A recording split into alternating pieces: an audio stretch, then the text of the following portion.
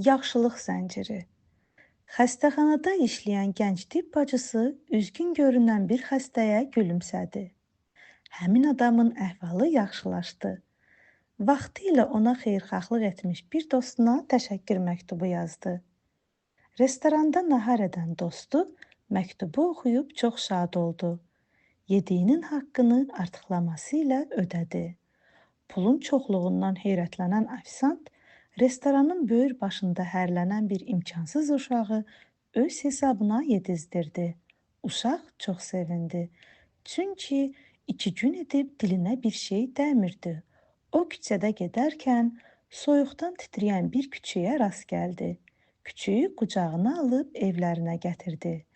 Qonşuluqda yaşayan həmin tibb bacısına verdi. Soyuqdan qurtulduğu üçün küçük çox xoşbəxt idi. Gecə hamı yatmışdı. Evdə yanğın başladı. Küçük evdəkiləri oyadana qədər hürdü. Beləcə hamı yanğından xilas oldu.